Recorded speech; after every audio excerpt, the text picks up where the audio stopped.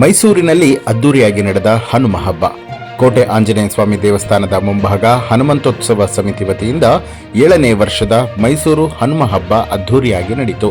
ಕೋಟೆ ಆಂಜನೇಯ ಸ್ವಾಮಿ ದೇವಸ್ಥಾನದ ಮುಂಭಾಗದಲ್ಲಿ ಹನುಮಂತೋತ್ಸವ ಸಮಿತಿ ವತಿಯಿಂದ ಅದ್ದೂರಿಯಾಗಿ ಆಚರಣೆ ಮಾಡಲಾಗಿದೆ. ಈ ವೇಳೆ ಶಾಸಕರಾದ ಜಿಟಿ ದೇವೇಗೌಡ ಅವರು ಸೇರಿದಂತೆ ಹಲವಾರು ಜನ ಗಣ್ಯರು ಭಾಗಿಯಾಗಿದ್ದರು.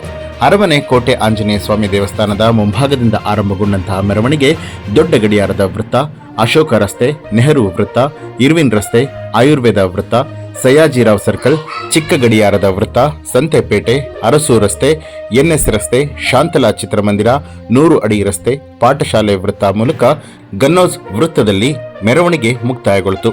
ಕೆಲ ದಿನಗಳ ಹಿಂದೆ ಪೊಲೀಸ್ ಭದ್ರತೆಯಲ್ಲಿ ಶ್ರೀರಂಗಪಟ್ಟಣದಲ್ಲಿ ಹನುಮ ಸಂಕೀರ್ತನ ಯಾತ್ರೆಯು ಶಾಂತಿಯುತವಾಗಿ ನೆರವೇರಿತು. ವಿವಿಧ ಜಿಲ್ಲೆಗಳಿಂದ ಆಗಮಿಸಿದ ಹನುಮ ಭಕ್ತರು ಕೂಡ ಈ ಯಾತ್ರೆಯಲ್ಲಿ ಭಾಗಿಯಾಗಿದ್ದರು. ಜಿಲ್ಲೆಯ ವಿವಿಧೆಡೆಯಿಂದ ಆಗಮಿಸಿದ್ದಂತಹ ಸಾವಿರಾರು ಜನ ಕಾರ್ಯಕರ್ತರು ಹನುಮ ಮಾಲಾಧಾರಿಗಳಾಗಿ ಈ ಒಂದು ಬೃಹತ್ ಮೆರವಣಿಗೆಯಲ್ಲಿ ಪಾಲ್ಗೊಂಡಿದ್ದರು.